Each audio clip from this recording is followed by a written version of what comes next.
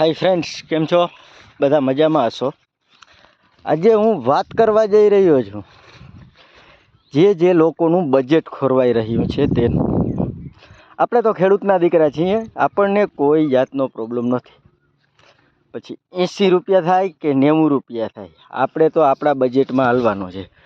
પણ જેનો સરકાર શ્રીમાં નોકરી કરે છે, જેમનો 50,000 60,000 પગાર છે, એની વાત છે કે તરત જ મીડિયા બોલાવીને એમ કહે કે ઓહો 100 રૂપિયા ટમેટાનો ભાવ, મરચાના 25 રૂપિયાના 250 જ મળે છે. તો એ ગૃહિણીઓને કહું છું કે 10 દિવસ ખાલી મારી વાડીએ આવો, આપણે ખડ જ નીંદવાનું છે, બાકી કાંઈ કામ કરવાનું નથી. અને એ 10 દિવસની હું 500 રૂપિયા લેખે હાજરી આપી દઉં. હવે જે ગૃહિણીઓને એમ થાય છે કે ખેડૂતનો દીકરો ફૂલો ફૂલ કમાઈ લે છે અને બજેટમાં વધારો કરતો જાય છે ને અમે પાછળ છીએ, એનો પગાર અમને આપો, અમારી ખેતી થશે એ તમને આપી દેશો. દોસ્તો, ગયા ફેરાની સિઝનમાં મીડિયાવાળાએ એવું બહાર પાડ્યું હતું કે દેશની ગૃહિણીઓનું બજેટ વિખરાઈ રહ્યું છે, કેમ કે ટમેટાના ભાવ 100 રૂપિયા છે. તો એ મીડિયાવાળાઓને એવું કહેવું છે કે સતત આજ 15-20 દિવસ કે 25 દિવસ વરસાદ પડવાથી મગફળીના પાકની અંદર કાંઈ પણ નુકસાની ગઈ જ નથી કોઈને. કારણ કે સરકારશ્રી સર્વે કરવા આવે તે પછી બધું કરે, અને તમારું બજેટ ખોરવાતું હોય એટલે તરત મીડિયામાં આપી દો.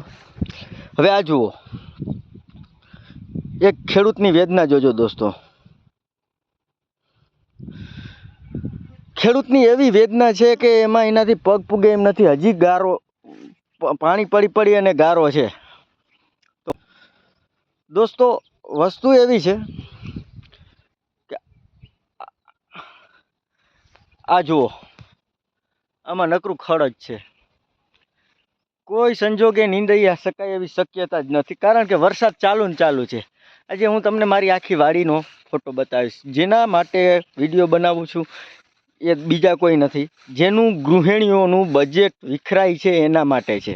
એટલે બને એટલો આપણે આ વિડીયો શેર કરજો કે જેથી કરી અને ખેડૂતની વેદના, મોટા માણસો છે જે 50,000 ને 70,000 ને મહિના પગાર છે, ભણી ગણીને આગળ ગયા છે, એમના માટે છે કે જેનું બજેટ ખોરવાઈ રહ્યું છે. દોસ્તો જોઈ શકો છો. એવું નથી, અમે પણ મહેનત કરતા હોઈએ છીએ. ખેડૂતનો કોઈ પણ દીકરો મહેનત કરતો નથી એવું બને જ નહીં. કેમ નિંદાણું નથી? ખડ તદ્દન ખડ થઈ ગયું છે. કારણ શું કે એની અંદર હાથી આંકવાનું આવે એ આયલું નથી ગારાના હિસાબે.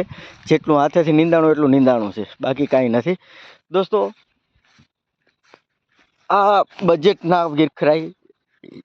જોવો, તમે એમ કહેતા હો કે ભાઈ અમારું બજેટ ખોવાય છે, તો ખેડૂતના દીકરાઓનું શું બજેટ રહેતું હશે? આની અંદર મગફળી વાવી હોય ત્યાંથી તમને હિસાબ કરાવું તો જનરલી વીઘે ખર્ચો 10-12 હજારનો થઈ જતો હોય છે. 10-12 હજાર છોડો ને, ચલો હું એમ કહું કે 7,000નો થતો હશે. જનરલી ખર્ચો 7,000નો થાય. એક વીઘામાં 7,000નો ખર્ચો લેખો તમે, પૂરું ના થાય. પણ શું છે, પછી આ બજેટ વિખરાઈ જતા હોય ને એના કારણે 7,000નો ખર્ચો લેખો. 120 દિવસ એક વીઘાની અંદર આપણે મહેનત કર્યા રાખવાની. માંડવી કેટલી થાય વીઘે?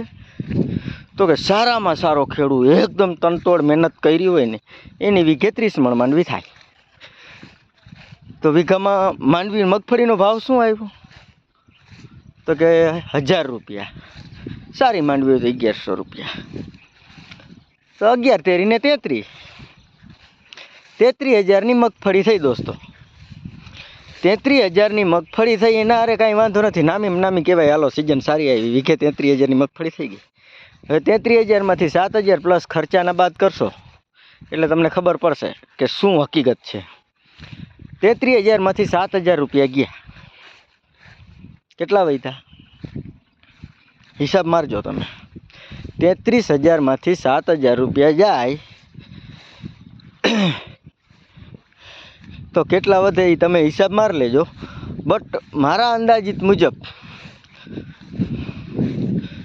26,000 જેવું બચત થાય. વીઘે 26,000 રૂપિયા વધ્યા. હવે 26,000 એ વીઘાની અંદર આ લોકોનો 120 દિવસ એટલે 4 મહિના. 4 મહિનાનો એક જ માણસનો પગાર લખીએ આપણે, એક માણસનો પગાર લેખો એટલે 12 ચોક 48, તોય 48,000 થાય. ગધનું કરવું કેમ ભેગું? આ તો 26,000 જ છે. તો હવે 6,000 લેખીએ તો એ મેળાવે 6 ચોક 24, એટલે પર ડેના 200 રૂપિયા હાજરીમાં ખેડૂતનો દીકરો કે કોઈ દીકરી કોઈ પણ કામ કરતું હોય એ વીઘાની અંદર 4 મહિના કામ કરે 200 રૂપિયા હાજરીમાં, એનું બજેટ નથી વિખરાતું. એનો 50,000 ને 40,000 ને પગાર છે ને એનું જ બજેટ વિખરાય છે. એટલે આ વિડીયો ખાસ જોઈ અને શેર કરજો દોસ્તો. 24,000 રૂપિયા 26,000ની બચતમાં એને 4 મહિના તનતોડ મહેનત કરી, રાત દી એક કર્યા, ઢોરામે ખાધું, કોઈ સુવરે ખાધું, ખોળ થયા, એ બધું થાય. ટૂંકમાં કહેવાનો ભાવાર્થ એ છે કે દોસ્તો બજેટ વિખરાવું ના જોઈએ. વીઆઈપી લોકોનું બજેટ વિખરાય, આપણું વિખરાય નહીં. જય હો સિદ્ધનાથ, જય હો ગુજરાત, જય માતાજી. જેના બજેટ વિખરાતા હોય ને એ લોકો મહેરબાની કરીને મારી વાડી આવે અને ખડ નીંદી જાય એટલે ખબર પડશે કેટલી મહેનત કરે છે. જય. જેટલો બને એટલો વિડીયો શેર કરજો દોસ્તો, જેથી કરીને કોઈનું બજેટ ના વિખરાય. બજેટ વિખરાતું હોય ને મને કોલ કરે.